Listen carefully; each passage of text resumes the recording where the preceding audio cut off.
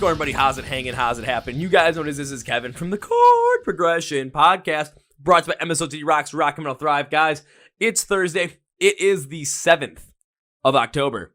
And, man, I've worked a month to get this band on the podcast. They have a brand new EP coming out the day after we shoot this on October 8th, 2021, and this was a lot of fun, not going to lie. You're going to want to listen to this one. But before we get started, I want to thank our sponsor, Phoenix Fitness. Yes, live shows are back. Mosh is back. Hell, I'm supposed to be in a mosh pit probably, right now because I'm supposed to be seeing Slipknot on the day that this is being shot. So I'm going to leave right after I'm done shooting this. But this was too good to pass up. But I'm always in a mosh pit. It's always going crazy. I'm not going to jump out of them. I will refuse because I want to make sure my cardio is good. I want to make sure my strength is good. Want to make sure that, I'm hitting everything that I can. So I'm always in the gym, cardio, weightlifting, everything I can do to prepare my body to make sure that when it comes to mosh pits, I am good to go. But I got to make sure I recover right and prepare right. That's where Phoenix Fitness comes in with different pre-workouts, both stim and stim-free, if you can't take that caffeine like myself.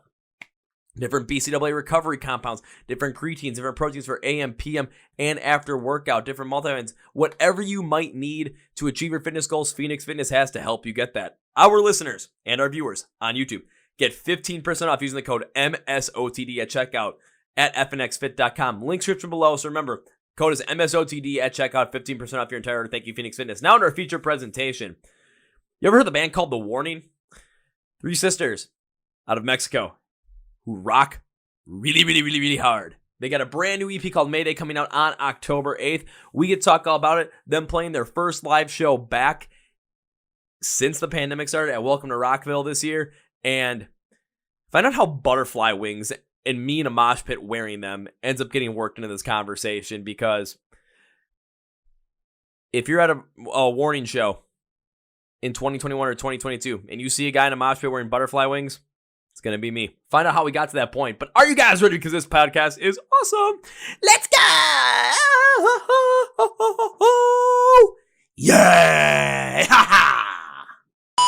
Well, ladies and gentlemen, boys and girls, listeners of the Chord Progression Podcast. I've heard a couple of you guys, actually a good number of you guys, say, check out this band. Check them out because they're going to be playing at Welcome to Rockville. I think you're really going to enjoy them. So I thought, yeah, if you guys are telling me to listen to them, I'll listen to them. And took about one song for me to be like, okay, let's try and get them on the podcast. Let's see if something can happen. And bing, bang, boom. Took a little bit of a time, but here they are. Please welcome Danny, Pa, and Allie from the band The Warning. So I have to say, ladies, welcome to the Chord Progression Podcast. Hello. Thank you for having us. We're very excited to be here. I'm excited to have you on. And how's everything going? Oh, I know you're in Mexico. How's everything going in Mexico? Everything's good.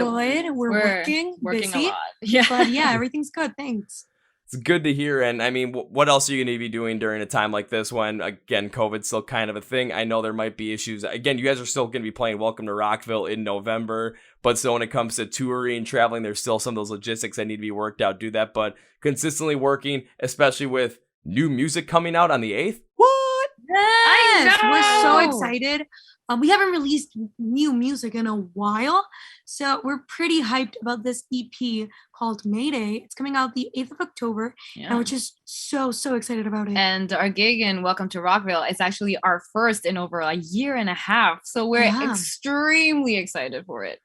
Okay, now I have to ask this. Again, that's not going to be for about another month, maybe month and a half.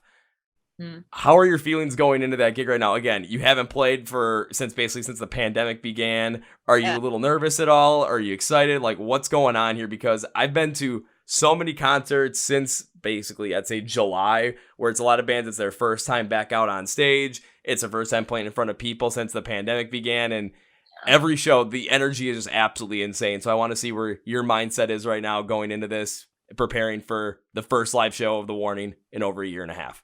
I feel like I'm going to get nervous I know. Yeah. Me too. Well, I'm excited, but I think it's going to be a little bit like the first time because I don't know if this has happened to everyone, but even like going out and seeing people for the first time in a while, like my social skills are like down on the floor. So I think it's like going back to the stage, it's going to be weird the first like 2 seconds, but now when everything hits and the energy is cool, I'm just gonna enjoy it so much. Super excited that we're gonna be showing and playing new music for the first time. As well. Like that's gonna be our first show playing these new songs live, and it's so exciting.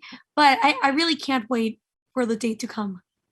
Well, it's going to come sooner than you think, but one thing I will say is one consensus I've seen and heard from many bands that whenever I go and see them and they play that first live show, that since the pandemic, it's that first song, there's going to be a lot of nerves because it's, again, first time in over a year and a half, you're going to be on stage in front of people, especially with you playing at Welcome to Rockville. You're going to be in front of, thousands, maybe even 10,000 people playing your music, playing new songs, and there might be a little bit of anxiousness there, might be a little bit of nervousness in there.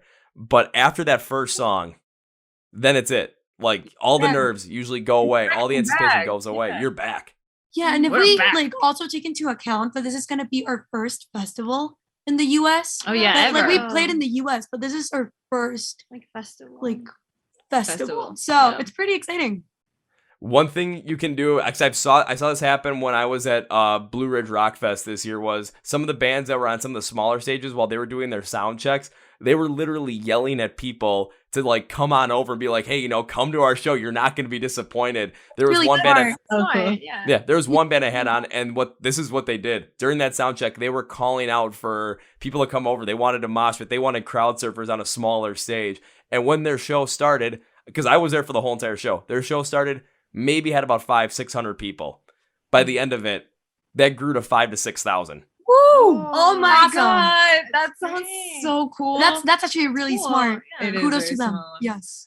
So if you guys are doing your sound check, all of a sudden, call it out, just start getting more people amped up to it. Just get people excited to potentially be like, oh shoot, what's this band got going on here? They're calling us over. They're saying there's gonna be some crazy things happening. All right, I'm just gonna go wait over at this stage. All of a sudden, 15, 20 minutes later, you go on stage and they're gonna be sitting there thinking, oh my God, am I glad I came over here? But let's hope that happens. And just thinking about it now, since it's our first festival experience in the US, how is it over there? Because over in Mexico, festivals, they're pretty, it depends on the festival, they're pretty hyper and they're pretty well balanced between stages. But how's the whole festival experience over there in the US?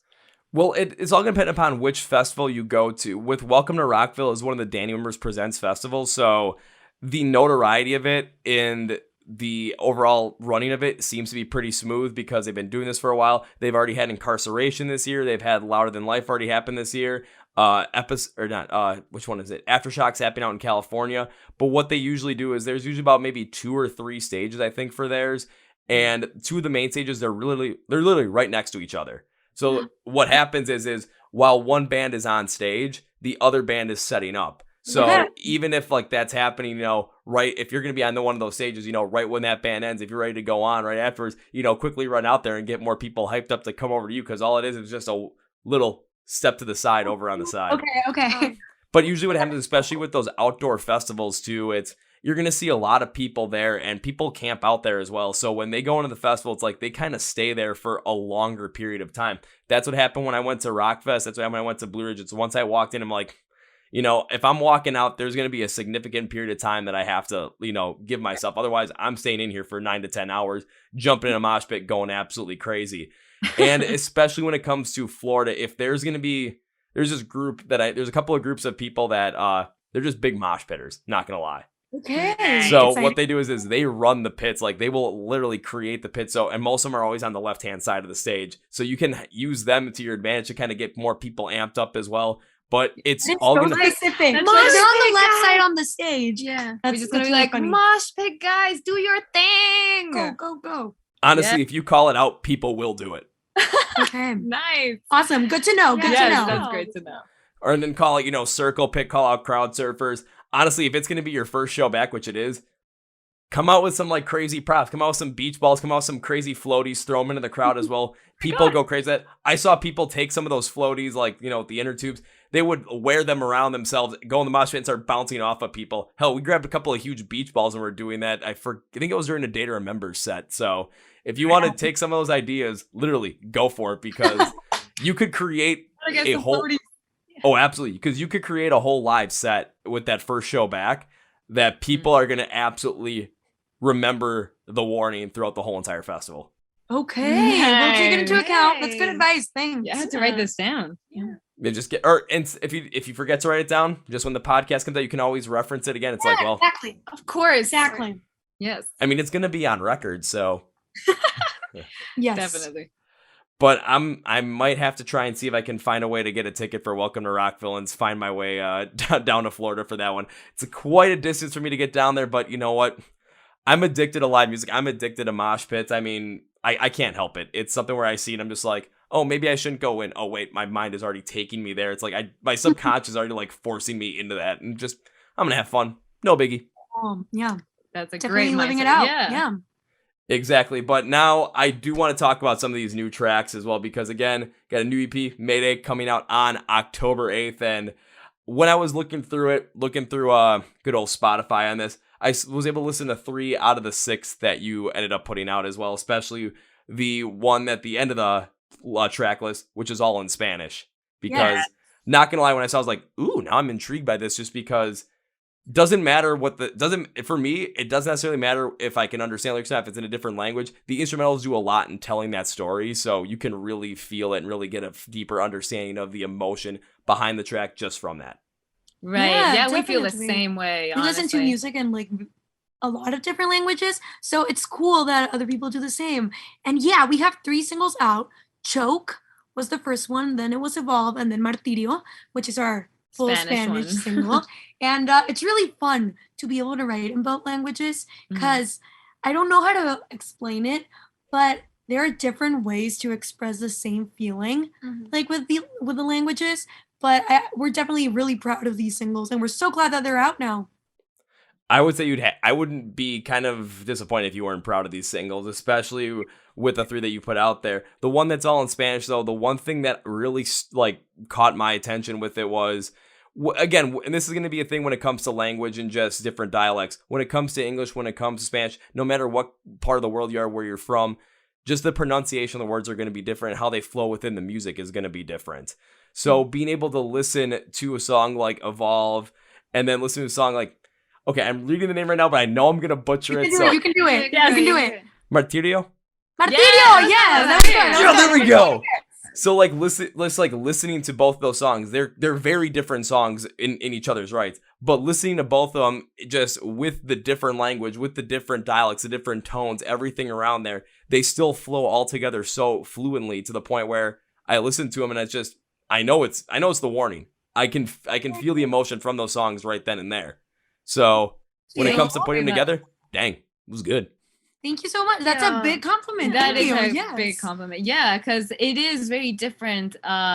Even just in changing languages, how different our style can become. But like the overall root, it's still us. So I'm glad that translates into the music. Oh, it absolutely did, especially with Martito. Because a lot of when I was listening to it, the big thing that stuck out to me around it was just the more melodic hard rock style that it was. Yeah. And when I listen to it, especially with the flow of you speaking Spanish and singing in Spanish on that track, just the way that the words flowed against some of the more melodic backing, the words really ended up and the lyrics really ended up standing out to the point where even where I still have trouble understanding them, I did try and study Spanish when I was in college. It did not go well. I'm not going to lie. It did not go very well. So trying to get a little bit more of an understanding of it, it's going to be a little bit tough for me to understand the words, even though I know some of them. However, when it comes to listening to the tone at the forefront and how it basically works against that accenting of the more melodic hard rock backing, it has more of this deeper vibing, more of this loving sound in a way that really ends up connecting, and hearing the way the language is spoken in there, it ends up really pulling you in just through the dialect.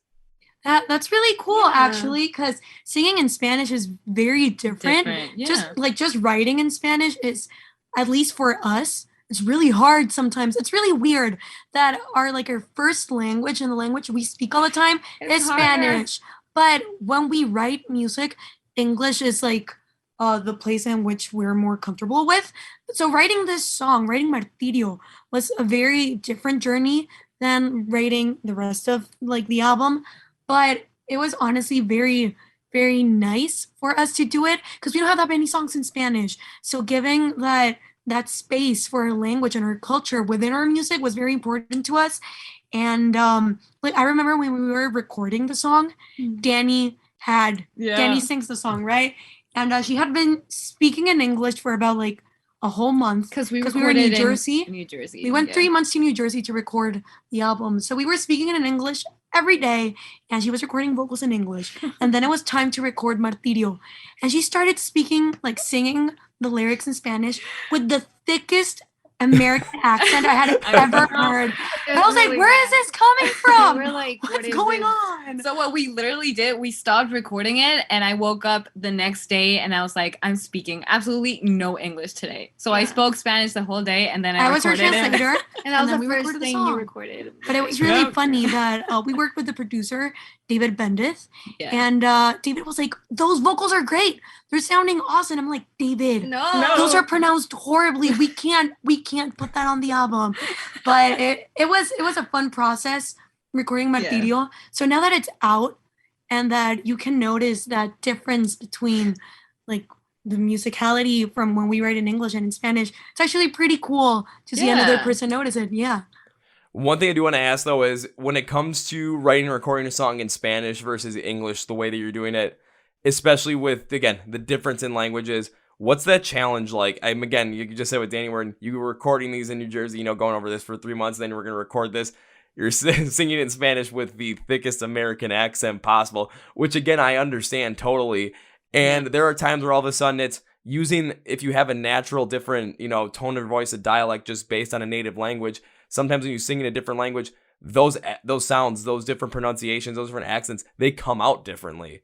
But sometimes you can use that to your absolute advantage when it comes to putting different sounds and different meanings and emphasis on these different words across than you would, if you were a native speaker of that language. So when it came to recording, especially Martito in Spanish, how big of a difference is it from English, and what's that process like? Yeah, it it's because the different. biggest difference is that in Spanish we have very like open vocals. Like English is very round, if that makes any sense. Everything is round, and it's like in the, how do you say, paladar? In the roof of your mouth. Yeah. Round. But in Spanish, everything is up front, near the nose. Everything is really like sharp. Yeah. And when writing, like the actual lyrics of the song, Spanish has very hard, long words and long hard sentences, consonants that you can like really, really rely on while singing, and very long words, so you can make longer melodies and stuff like it's a different process. But just thinking about it now, like when we're writing it, you don't really think about it until you look back at it like, whoa, it really is a different process from writing in English. But it's definitely a process that we enjoy. It's just something that we don't do that much. But I feel like after writing Martito and seeing how people are reacting to it, we'll definitely do more of it. I think it would be smart to do more of it, not because it can end up bringing some more of that, the Spanish language, the Mexican heritage into your music as well, to really give more of the sense of you in this style of hard rock that you end up going with. However, like you just said, when it comes to the language, when it comes to the different sentence structure, the different word structure as well, when it comes to just how that ends up happening, you can create these longer melodies, you can create these longer sentences, especially on Martito, where you have that melodic construction within the instrumental backing. It allows that to really come more to the forefront and really stand out, because if you use those longer sentences, it does have a little bit of that contrasting notion to it. But again, it just makes it stand out so much more. Oh, yeah, definitely. Yeah, like it's so cool that you're noticing that. Yeah, like because it is very different. And we also like just released Martito, so we really haven't had a lot of conversations about the musicality of it. So this is a cool little talk. Yeah. It is, and not gonna lie, I did not know that you released that song up until 2 hours before we started recording this, because I'm like, let's just listen, to some of the warning before I get going on this. All of a sudden, I'm like, there's a new song, and this is not the one that I really went deep and analyzed. Oh no! Whoopsies! But I wanted to listen to it anyway, because I'm like, I don't want to talk about it at some point, and I didn't even see on the Spotify tag that it said new song in Spanish. But I didn't even notice that until I started playing it. I'm like, let's just listen. And all of a sudden I heard the words. I'm like, this is definitely not English. But this is interesting as all hell. If you feel any better, we uploaded it as a surprise, because we didn't really like announce it. It was just like, surprise, everyone, new song. So, yeah. And that's not a bad way to go about it either with something like this, just because it's something that, people that are following you on Spotify, people finding you on streaming service, no matter where they're following your music, they see it as a quick surprise. It can turn around someone's day like, ooh, the Warning put out new music? All right, I got to go listen to this.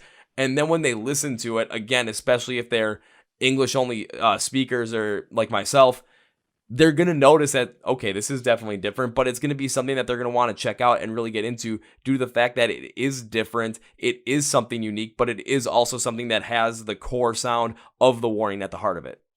Ooh, well, yeah. Yes, Thank you so perfectly much. put. Yeah. Thank you. Say, look at me just going. I'll say a lot of these things, and it sounds like sometimes, it might be a little bit of fluff, but no, I'm literally speaking right off the cuff. Like, this is how I felt when I was listening to the song, trying to really get into it. So, yeah, I'm just giving it to you straight up. I appreciate that a lot. Yeah. Because usually when it comes to, like, on this podcast, if I'm talking about new music, I like to just analyze as many songs as possible, or if it's new music, as like that whole entire EP. Unfortunately, with yours, I only went in deep with one, and it was not Martito. I did go super duper deep into Evolve. Like, I went as deep as possible. Like, literally, dove into the song. I probably spent about maybe 45 minutes trying to figure it out. So, ooh, okay. Ooh, that's exciting. Yeah, we're ready. Yeah. So let's jump into it. So when it comes to every single song, if I do a deep dive into it, first thing I always try and figure out is the meaning of the song. Reason for that is because if I figure out the meaning of the song, the way the story is being told, whatever is being constructed, and whatever the core emotion is at that core of the song, then I can figure out exactly, when it comes to instrumentals, how everything progresses to really tell that, how everything really comes forward to really bring that out there. Then with the vocals and the lyrics, how does that end up complementing along with the instrumentals as well, to the point where all of a sudden when we get to the end, how does it all come together? So I got to ask about Evolve. What is the core meaning behind Evolve so that I can not only, hear it from you, but I can see how close I actually came to it. Okay, let's see. Evolve is a song about evolution and how we're evolving in this modern day society while losing our humanity while doing it. I saw this documentary on Netflix called A Natural Selection, which was about like genetic science and mutations and stuff like that, and how by evolving as human beings and this thirst that we have to grow can sometimes make us leave our morals or our humanity behind. So yeah, that's what Evolve. the song's about. That is interesting. I'm not gonna lie, I took it a little bit of a different way, but I still think, again, when it comes to Evolve, the overall idea behind it is still at the core of it. But I was not thinking about, we're evolving in a different way that's also away from our humanity. That is something that is also, when you're taking a look at the way the world has been, especially the past year and a half with the whole entire COVID pandemic, it's been amplified, especially with how far apart everyone has been. Yeah, yes, we've been definitely secluded from interacting. But I've seen a lot of people interpret this song many different ways. So I'm really excited to see what you got from it. Yeah. All right, I'm gonna have to turn my head for this one because I always write everything down on a note sheet. Like, I always have this written down because when it comes to this point, I don't want to forget about it. So I always want to write down as it happens. So okay. Perfect. I have it written down as the meaning, I think, is about how the negative, challenging, and sometimes traumatic experiences we go through in life can end up being blessings in disguise in order to really make you the person that you want to be. When we go through those moments in life, we feel low, we feel depressed, we feel out of sync, and sometimes even worthless. But as we use those moments to realize more about ourselves, we realize what makes us happy in life and what drives us forward. We go towards that, and we are no longer seen as the ones in danger from others. We are seen now as the danger that isn't going to mind those others' opinions and get to where we want to go in life and get what we want out of life. Wow. Okay, first. Yeah. That was 10 out of 10. Yeah. Okay. Nice. Fun fact, that is kind of what Martito is about. Yeah. So you got one of them right without even knowing it. So, I got one of them right and I didn't even know it. Yes. But that's one way to see it, and I can see where you can get that from. So yeah, definitely.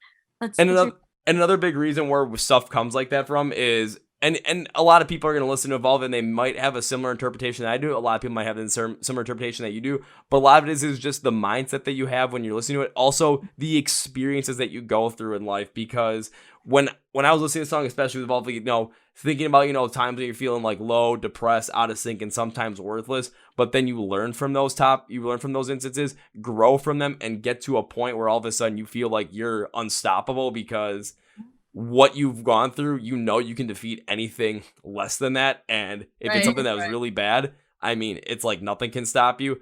I've been to that point before, to the point where it was like, oh, graduated college. Oh, I'm the happiest guy in the world, world at my fingertips. All of a sudden, 6 months later, it was not good. It was bad. It was really bad. And all of a sudden I went through a lot of this stuff, and through all of that, what ended up coming out of it is what I'm doing right now, is talking to you. It's talking to as many bands as possible on this podcast and connecting with the bands, with the music, with the people, with everybody. So that's incredible. That is incredible. And I feel like that is something that is like a very human thing. Like our need to grow and how we can learn from these experiences. And I love that music also does that for us. Oh, like that song, like maybe for us, we heard about something entirely different, but that it can give people that space to feel connected and identified with certain things and with certain experiences. And that is so cool. That is awesome. I was literally just thinking that's like one of the favorite things about music to me, that everyone can make it their own. Oh, absolutely. I bring up this quote many times on the podcast, and I have to bring it up again. It was from Dave Grohl, who said you could be singing to a crowd of 85,000 people, and those 85,000 people could be singing the exact same song back to him for 85,000 different reasons. It's all about how we connect with music. And when you go to a show, I mean, you're going to see this when you play at Welcome to Rockville for the first show in a year and a half. You're going to see people out there listening to your music, coming from all different walks of life, coming from all different experiences in life, but everyone's connecting positively to the music. That's why they're there, and that's why they're having so much fun. Oh, that is such an incredible thing to remember, because sometimes I feel like throughout the whole process, especially right now, that we haven't seen people in a long time, and we haven't connected that way through the stage. It is really nice to remember that, because it really motivates you to keep doing what we're doing. Yeah, so because it's not nice. like that easy, we also working through this, we went through a lot of stuff in the studio, ups and downs, and creating this was also like in the midst of a pandemic. So to be able to offer our creations to people and for them to feel connected like with so many other people and to us through it, amazing. Love that. No, absolutely. And it's something that during the pandemic as well, one of the things that with really going deep into music, really talking to as many artists as possible, start really getting the podcast going to the point where it's talking with artists, that maybe had, an average of 67, 68 monthly listeners, just because I got to start somewhere, to the point where all of a sudden talking to bands like I'm talking to The Warning, talking to bands I've seen at live shows, end up talking to bands like Buckcherry from Ashes to New, end up talking to Doc Coyle from Bad Wolves, end up talking to Diamante. I'm like, oh my God, this is freaking awesome. But I'm still connecting with their music every step of the way, because even if it's something that, I'm not fully into as I would be with some other music, it's when I go through the analyzation of it and I can understand the meaning of where it comes in, I can really dive deep into it and really appreciate where they're coming from. Because again, we've all gone through different experiences in life. When you're going to be writing a song, you three are going to end up putting in your own experience in there to really get to that emotion. Me, I might if I did the same thing, sound might come out completely different. But if we can recognize that core emotions at that core of the song, man, it can connect with so many other people from so many different walks of life, so many different musical tastes in so many different ways. Definitely. So even going further into Evolve, because like I said, first being, then I always listen to the instrumentals, and what I'm looking at my note sheet again, because again, didn't want to forget anything. Go at it. When I listened to the song, it opened up with this rougher, distorted guitar riff that is kept a little bit more in the back with a slightly higher pitch than I would normally expect. The drums and the bass come in at first to add more of the power to with a louder volume, until everything has more of this hard rock burst to send us into the verses. And I already like this because it seems more like you're rising up against something that was keeping you down. Volume of the guitar in the intro shows the building with a lower volume, as the bass and the drums make the volume of the mix increase overall. So we're already feeling that this building feel, where it feels like, from my perspective, it's like those bad times, they're there, or they've already happened. But now you're starting to build up that evolution to the point where those bad times are going to be the catalyst to you going forward and you creating what you want to create in life, you being who you want to be in life, and getting to the point where those things can't keep you down anymore. Yeah, exactly. Yeah, like a propelling force. Yeah, that emphasizes the. Yeah, so that is kind of what we wanted with those verses. Yeah, maybe not for the exact reason, but we wanted to show, at the beginning, this protagonist, this person still hasn't evolved yet. This is the beginning of this transformation. So yeah, it's this is the beginning of the build, and here we go, chugga chugga chugga chugga, let's do this. That's kind of what. And again, this is the crazy part about it because, again, when I went through it, my interpretation of it in what you meant by the song, again, the full-on meaning is a little bit different, but the core emotion is that the core of it is the same. So even when we're talking about the intro, really building that up there, again, the meaning behind it is going to be different, but again, the whole purpose behind it still has that same emotion behind it. Exactly. And the transformation happens in the bridge where everything just like goes crazy and you come out victorious in the last chorus. It is great. Yeah. Oh, we can definitely get to that, but I mean, I just went through the intro. There's still verse, so you have chorus. thorough notes. Yeah. Okay. Yeah. I went real thorough. I usually do this because, well, that's how I find out the most about the song. That's So dedication right there. Yeah. Love it. So then I jumped into the verse. And again, this is all instrumentals. Vocals will come second because, well, I like to differentiate. In the verses, you guys end up going with more of this driving style of hard rock, more of this choked up sound on the guitar and the bass to really show more of the drumming to really take over the full force with this consistent hard rock beat in the back. And this does provide more of that driving feel to Evolution, so I do get it. But the guitar getting a little rougher, a little more standout in the second half of the verse of the part of the song is really what I like because it has a slightly rougher tone, show more of that evolution happening with this more consistent back end of the song. It is a smart move to go with to continue to show that moment of evolution throughout the intro through the verses. Yeah, no, it's actually something that we really like to do. Even if we have like a long verse, the second half of it or as it goes on, we try to add a little bit more to just like something to make it different. and emphasize that, build as we go to the next part of the song. And in the case of the song, that something is changing. So literally something is changing and it's the guitar. Yay.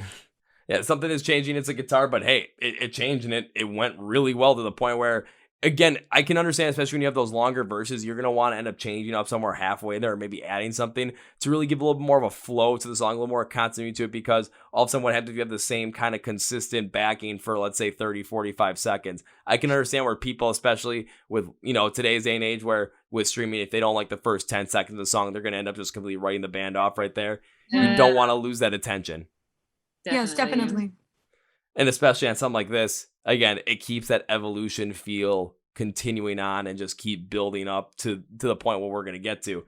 Because then, of course, there's a part of the pre-chorus here where the band, you guys, end up dropping the guitars back to more of this melodic style as the bass drum keeps the pace singularly. And it takes it into the chorus with this double time fill from the snare. And again, this is more that emerging moment happening from the overall evolution that you're undertaking. It's kind of like that rebirth moment. And from my interpretation, it's like that rebirth moment. Because all of a sudden, it's like you drop low. It's like, okay, what's going on? All of a sudden, you hear that like double time snare film. Like, oh, here we go. So it's like that emergence point right then and there. Mm-hmm. Yeah. So the pre-chorus for us is either a time to pack information or to give it a rest before the chorus. So in this part, it was like a little brace yourselves. It's coming. It's coming. It's literally like building a roller coaster in a song. Like this is how this song, I think, progressed. Yeah. And that's pretty much like what you did with that one, because even at times when all of a sudden it's like you drop back and it's like, okay, you're not going to have as much information. It's kind of that brace yourself moment. You are delivering that information at some point because emotionally you're delivering it as that, like, that constant build. All of a sudden the information is already that build. It's done. It's complete. You're at that point. It's ready to have that, I'm back, motherfucker party. Just and that's where the chorus came in, because with the chorus, the driving style from the intro and the verses is kept up from the drumming, but the guitars have a little bit lighter and a little bit more of this polished feel to them with more melodic pacing compared to what the drums are. Not necessarily super melodic, but as just in comparison at that point. Mm-hmm. And where this works is how it plays into the entire song, meaning the driving style of the drums keep the song flowing forward overall, and it's that moment where I feel like I am back and I am me. Watch out, everybody. But the little bit slightly more melodic guitar compared to the drums has more of this like new life feel to it in contrast to the driving style of the drumming. And it does make a hell of a lot of sense to create that idea that, you're back to who you are as your own person. You're back to what you realize. You're back to that center of who you are at yourselves, and that evolution is there. Yes. Yeah, no, so definitely. Basically the guitar throughout like the first part of the song is really keeping like a rhythmic drive. So in the chorus, it's where it opens up and it starts playing, and like, it leaves space for the vocal to shine through, so to get that message across fully. Yeah. So, yeah. Oh, absolutely. It just does a lot for that, and it really just creates, again, when you're going from just, intro, verse, pre-chorus, chorus, you're hearing that build, you're feeling that build. It's, again, the style of evolution. You're building up on that to the point where everything seems like the next progressive step in that form, in that process. So, boom, you have it right here. And that's just throughout the whole entire instrumental part.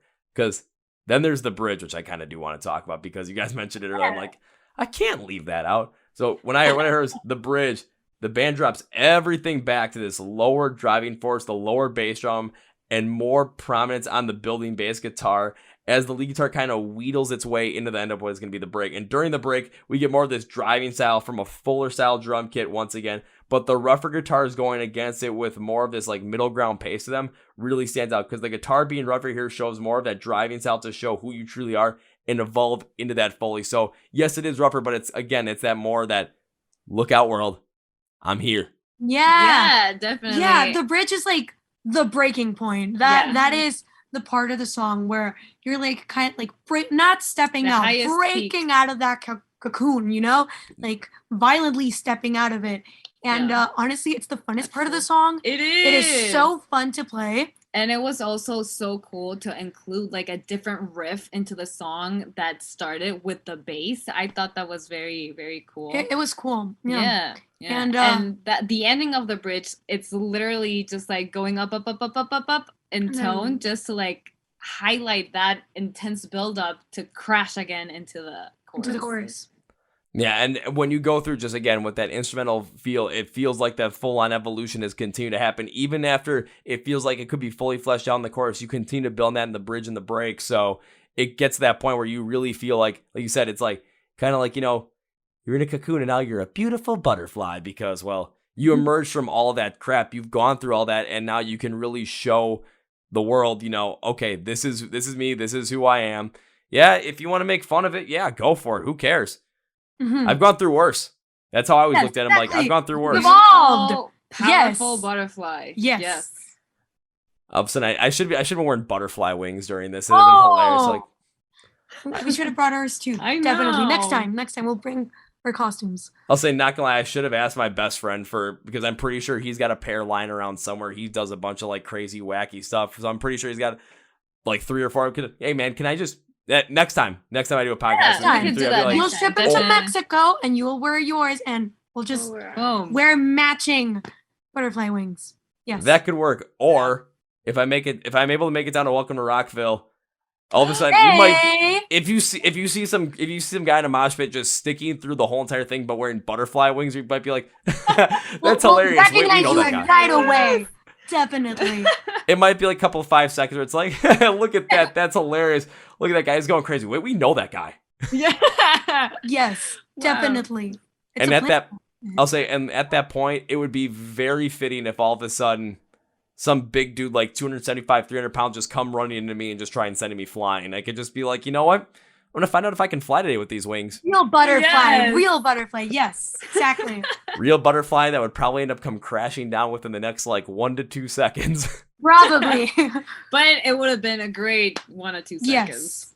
It would have been one hell of a 1 or 2 seconds. But of course, I know at the mosh pits as well, I'd fall down and next thing I know, 2 seconds later, I'd be back on my feet because there'd be like 5 or 10 people. I'd be like, come on, buddy, get up. That's so cool. Like, we've never been in a mosh pit. Yeah, no. Like, because we're playing on stage, right? Mm-hmm. It's not very noticeable here, but we're very small. We are. Yes. We're very short. I'll say you'd be surprised though, because sometimes some of the shortest people in the pit can be the most dangerous just based on the fact that they're small. They have a lower center of gravity. When they hit you, you can go flying just due to the fact that they can knock you off balance really easily. We have power in mosh pits. Yes. I love that. Yes. Let's do it. Secret card. Yes. There you go. Because I've been in, from all throughout September, I was probably in a total of about, I don't know, maybe 35, 40 different mosh pits just because, yep, that's what I do. I love going to shows. I can't help it. And it was like the first time since a year and a half. It's like I've only got a full schedule full of mosh pits. I'm like, you know what? Got to remember a couple of certain things. One, those short guys or those short girls can always be a problem because they can knock you off balance really, really easily. It's hilarious. They go for the knees, just like, yes. Wow. That is so I have had that happen before. And what? Yep. And I've gotten hurt a couple of times, but you know what? It's all for a good story. Okay, exactly. Yes. You have a great story to tell. I mean, there's been times where there was one time where I've told this story on the podcast before. I was it was after the burial in Motionless in White. I got knocked down during after the burial. Said I'm getting picked up. Some guy comes head-to-head contact with me because he tripped while I'm getting picked up. Ends up hitting me in the head. My whole eyebrow, like right under it, splits open. And I'm like, dude, the guy's like saying like, I'm sorry. I'm like, dude, just get me out of here. And I'm like yelling to get me out of there due to the fact that I'm starting to bleed.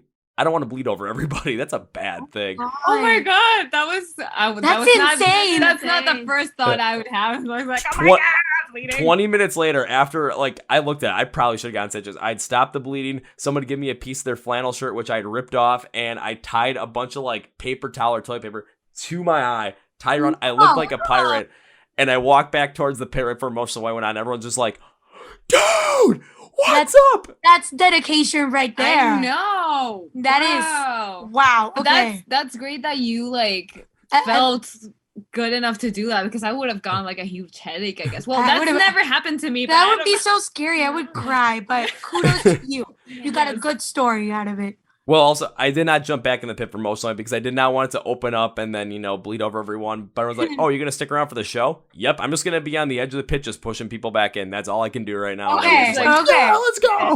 Debating, but yes. Good. But yeah, it's something crazy where it's like if you with Welcome to Rockville, get a pick going. Make sure you guys do, because you'll end up seeing the craziness of it. Especially if I'm there. If I get a chance to go and all of a sudden you're going to see, crazy me, backwards baseball cap, butterfly wings on. Butterfly wings. Don't forget those. Yes. I'll also be like, all right, Kevin, start this mosh pit. I'll be on the left side. I'll probably be like, all right, guys, let's go. The left side. Okay. The left That's so specific. Why the left side? Left side, best side. That's the best way to describe it. That is hilarious, but okay, good to know. Good to know. Well, because always with the stages, when it comes to like when it comes to the outdoor festivals, it's usually the stage is divided into two, and I'm talking about the left side from the fans' perspective. Okay, so it'd be like right side of the stage. Yeah, so your right side. So the reason I say that is because there usually is this huge divider down the middle. So there's like barricades that divide them. The reason being is because that's where the sound booth is. And it allows, for people that they're like crowd surfing or whatnot, it allows security to kind of be in there to catch them as well in case people go over. But it's a lot for like the sound booth kind of stuff. So that's taken care of. That's left alone. But yeah, it's on, for us, it's the left side. For you on stage, it would be on the right side. Yeah. But you can now start a mosh pit. Yes. Yeah. And for the bucket list. Yes. Especially at Welcome to Rockville. Just remember, left side, best side. Well, for you, be right side. But yes. Good to know. Good to know. And again, if I'm there, butterfly wings. Butterfly wings. Oh, yeah. So now enough with butterfly wings and whatnot. Well, back into butterfly wings in a way, because jumping back into Evolve, because went through the instrumentals with you, and that's not all that's on there. There's vocals on there. Come on, I gotta go through something like that, right? So vocals, going to the verses, Danny, you had more of this like lower tone to your vocal that worked a little bit more melodic against the driving nature of the instrumental backing to really make the lyrics stand out more. And what I really liked about this is that the kind of that using that dialect, that diction that is used by your vocals here, the pronunciation of the English words here come with a little bit of that natural Spanish speaking style, that Mexican dialect. But this really does work. It adds more of this slightly forceful tone with some of those longer O sounds. It adds more ferocity to the entire song and forward driving feel of the evolution. It was really well done to listen to that. Oh my God, thank you. Like, honestly, since we don't notice our accent when we speak in English, I had never noticed that. Yeah, me neither. I didn't know that was like a different way of doing things, which probably is the logical thing to think, because we are not, English is not our first language. Actually, right now, I don't know what we sound like. Do we have like an accent from somewhere? I don't know. I mean, yeah, we probably do. But recording vocals for that song, I remember I was with David while Danny was recording, and it was pretty fun. It was a fun song to record. And it was one of the hardest songs because it goes to the lowest my vocal range can get. So it was funny how I had to change my vocal position to get that dictation. That's the word? Yeah, dictation. Yeah. Of it. Yeah. And also, fun fact, David is on there as well. David is on there as well because he added texture with his voice. Okay, so Context. I don't know if you know who David is, but David Bendit is a producer, right? And He's a great producer. the raspiest, lowest vocals I have ever heard in my life. But this is how David speaks. Yeah, that's how he sounds all the time. David is Batman. Yeah. Imagine working with Batman, and we needed texture on that song. So we got David to sing his Batman like vocals on there. On the verses. So he's there. Very low in the mix, but he's there. Well, I didn't even know that David was on there, but now that is just a little bit of like an Easter egg to put in there as well. But yeah, one thing I've always been a huge proponent of is any artist that, has a different, like speaks normally in a different language or in a different part of the world that has a different accent, different dialect, whatever it might be, to always try and use that to your advantage, because again, using that, it creates different pronunciations and can really put a little bit more stresses on different sounds, different vowels, different consonants, whatever it might be. And with what you did in the verse, just with those long, like those little bit of more of those harder, longer O sounds, it just added a little bit more of that driving feel that the instrumentals had. So it really complemented that well. Nice. I'm so glad that adding a little bit of spice to it. Yes. It's a little more spice to it. And then we get to the pre-chorus. The vocals now are more melodic to fit the guitars, but the vocal tone sounds like it's a little bit drawn back more, a little bit further away.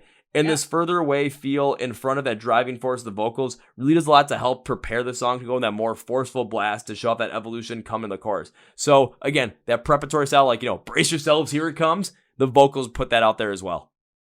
Yes, definitely. I don't remember. I think we added like a sort of effect for it to sound like farther away somehow. A megaphone. Yeah, kind of.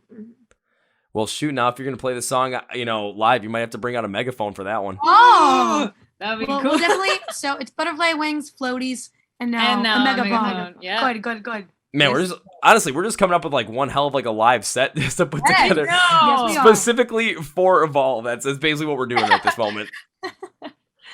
So there's also the chorus vocals. In the chorus, Danny's vocals are melodic against the backing of the drums being that more driving force, but the tone is a little bit higher. But again, the diction has a lot of great clear power behind it. This is really feeling like we've evolved and now the real us is in the forefront. Love the move here and that the diction focuses really on that.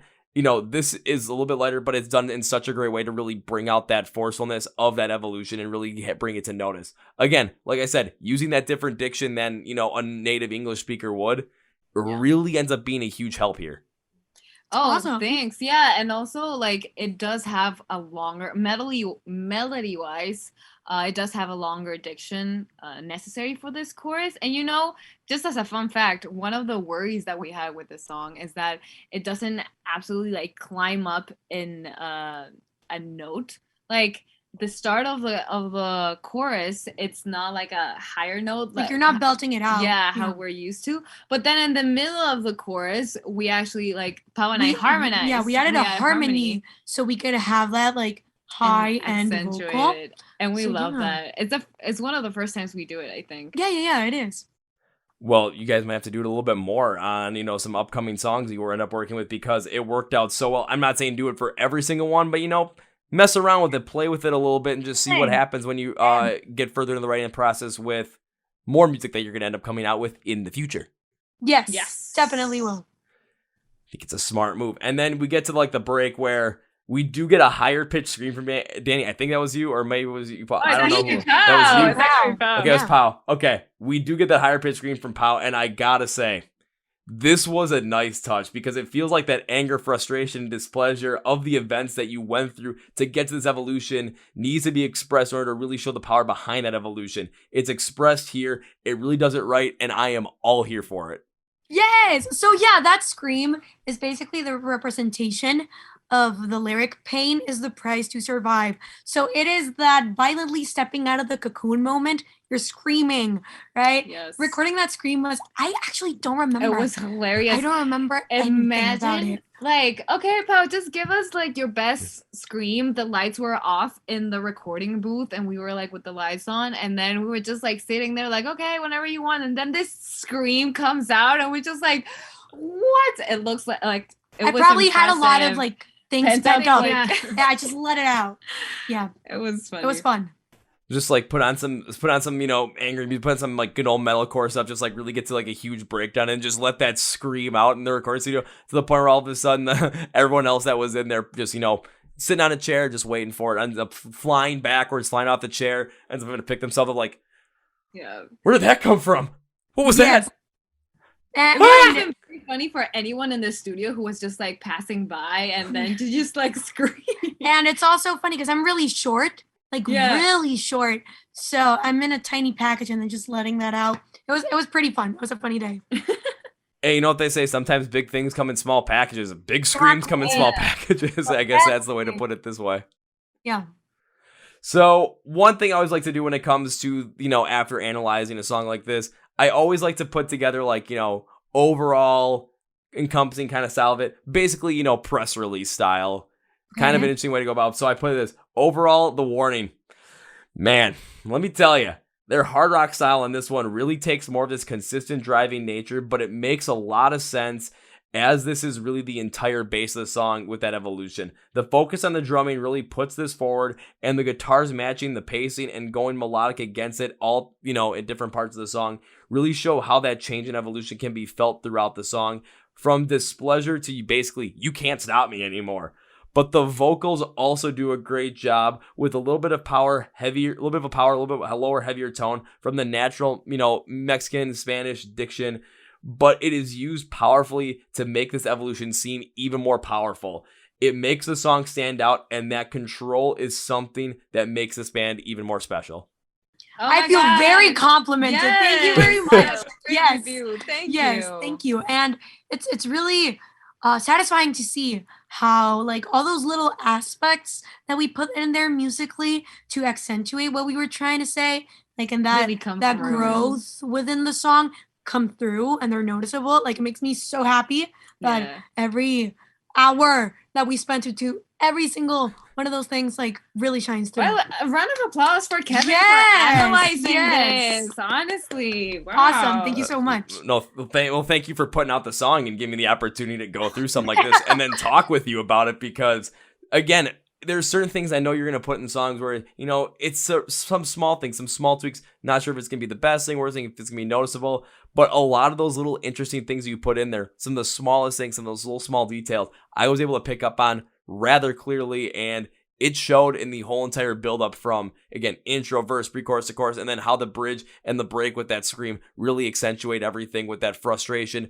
being let out. And all of a sudden it's like, yeah, we're here. We evolved. Can't stop me now. Evolved. Yes, exactly. Can't wait to headbang to that on stage. I won't be like jumping around. That like was gonna be fun. It's a good song to play live. That was kind of like what we were thinking while we were writing it. Yeah, this is gonna be a great Like the song to bridge? play live. Woohoo! Yeah. Oh, it absolutely will be. And again, I hope that if I do get a chance to be able to make it down to Welcome to Rockville, I'll be in a mosh pit headbanging to this song again, wearing butterfly wings. Yes. Yes. Hopefully that I'm all happens. for Yes. that, yeah. And if it's not at Welcome to Rockville, I'm going to wait to try and find whenever you guys are able to come back into the U.S. and do like a nice long, U.S. tour. Hopefully 2022, probably 2022, definitely 2022. Because all of a sudden, when are we gonna? It's 2022 January. We're gonna be playing the Troubadour in LA. Yeah. I don't know I don't exactly know if what that's closer, dates, but January. Yeah. January. well, darn, I'm 2,000 miles away from LA. Ugh. Where are no. you? Where are you? I'm from Milwaukee, Wisconsin. It's about 90 miles north of Chicago. Yeah. Okay. Honestly, I'm not Yeah, that clear yeah. with the map, but I kind of know where it is. That's why I always like whenever I have to describe where I'm from to people that aren't from the United States, I will always use Chicago as like the base of it due to the fact that made me kind of located better. But Yeah. okay, yeah, that's pretty far it's away. But we do have a full North American tour that we have to reschedule again, because we were going to do that at the beginning of 2020, And it got canceled, obviously. canceled. naturally. But we still have to do that. And so, as soon as that is planned, we'll let you know. of course. Yes. Oh, absolutely. Let me know, because again, the reason I always bring up Chicago as well is due to the fact that with me, especially after this month, the month of September, I figured out that no matter what day the show is, no matter what day, what time, whatever it is, if it's within 2 hours of travel distance for me via car, I can make it any day. Yeah, I can make it any day. No, I mean, we get it. Like, where we live in Monterrey. It is 2 hours Away from Texas. Yeah. Like, we live right next to Texas. So whenever bands have this thing where they do a North American tour and they do a South American tour, but they never come to Mexico. It's right in the middle of So North they and don't come to South. Mexico. So we usually go to Texas to see the shows. So yeah, I get the 2-hour thing.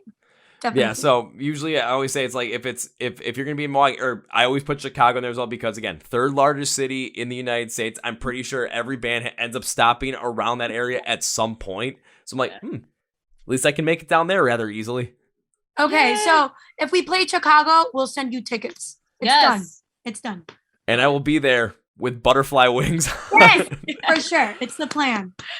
I'll be the one walking in there, and I'll be wearing butterfly wings and be ready to go into mosh pit. Everyone's gonna be looking at me like, "What the heck is going on here?" The question is, though, will the wings end up surviving the end of the till the end of the show? Because me in the pit it's not calm. I'll just put it that way. Yes, it definitely doesn't look calm. Yeah. Oh no, it is not. But I cannot wait for that to happen, actually. I hope that I get to see you, maybe get a chance to go down to Welcome to Rockville, make that happen. If not, though, well, again, like you said, there's a North American tour that has to be rescheduled due to the fact that freaking COVID. Still mad about that. But it means that it's going to be a chance to end up seeing you play live and get in that pit, go crazy with butterfly wings on. There are things to look forward to. Perfect. Yes. Awesome. I will end up keeping it in my mind. I will write it down. Once that date comes out, I will mark it on my calendar. Heck, even if for some reason, it's like, couldn't send tickets, I'm still going to buy a ticket anyway. Like, I'm going to make sure I get there one way or another. Oh, thank you. Yes. And we'll definitely remember as well. Yeah. The butterfly wings are going to be very recognizable. Yeah, it's very hard to forget that. Yeah. Oh, it will be. So as we bring this episode to a close, Danny, Paul, and Allie, I always like to give my guests a chance to say anything they want to say at the end of the podcast, plug whatever they want to plug, promote whatever they want to promote. So, floor is yours. Okay, so first of all, thank you so much for this time and for taking the time to not only talk with us, but to do all this thorough investigation and listening to our songs so carefully. It really means a lot. Yeah. And thank you for giving us this space. Also to everyone who's listening to us right now, we send you a very big hug from Mexico. Our new EP, Mayday, is about to come out October 8th. We're so excited about it. Please look forward to it. Check it out. We're The Warning Rock Band on all social media. You can go check us out and keep rocking. Thank you so much for everything. It's a great way to put it. Now it's time for me to end this podcast with not one, not two, but 3 different things. First things first. Yes, The Warning, Mayday. New EP comes out October 8th. They're all over social media. They're all over the internet. You can find them many different places. You're going to want to keep in touch with them. You're going to want to follow along with their socials. You're going to want to stream, download, buy this EP. You're going to want to support the band. You're going to want to buy some merch. You're going to want to do all this stuff. And you're going to want to be ready because when they get in that North American tour in 2022, you're going to want to make sure you're in the know with it. You're going to want to make sure you get tickets to it like myself. So you're going to want to follow them everywhere.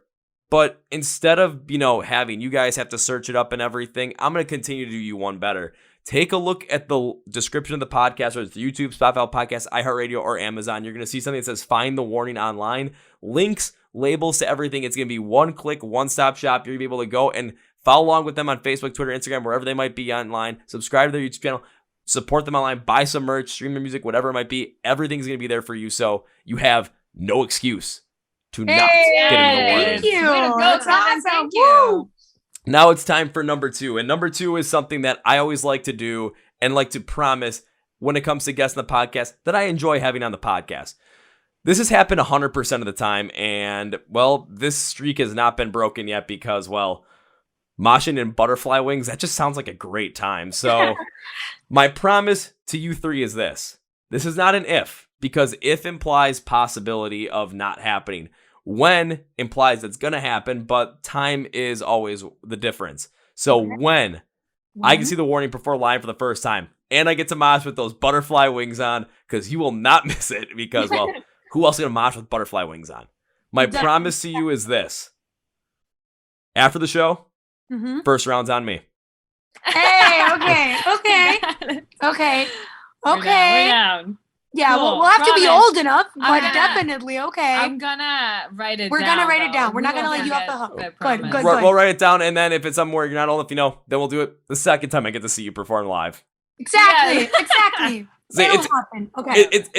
I'll put it this way. It's an offer where it's gonna happen, but time-wise, if it doesn't happen the first time, it still carries over. The offer doesn't get rescinded until the offer or the debt is paid. That's the best way to put it.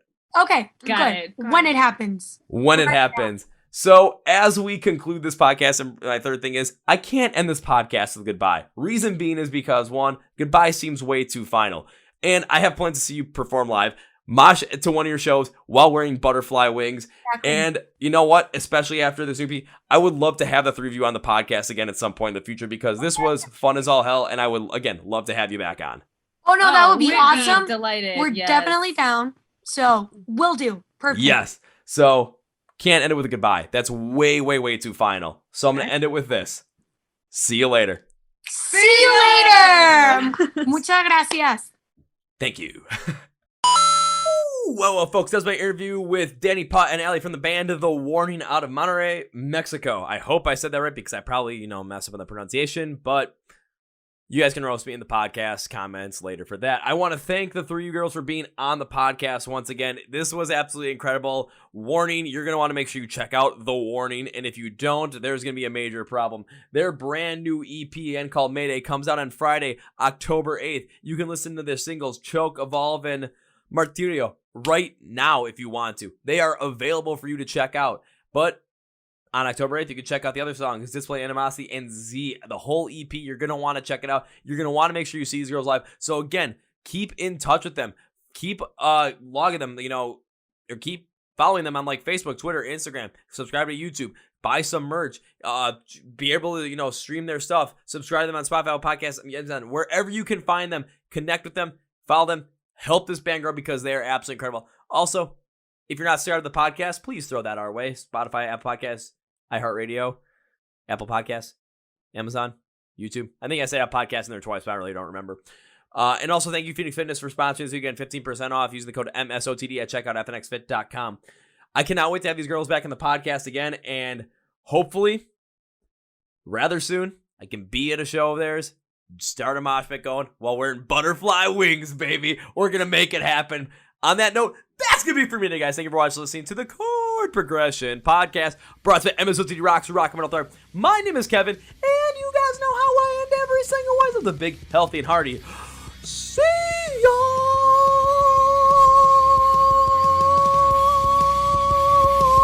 Yeah!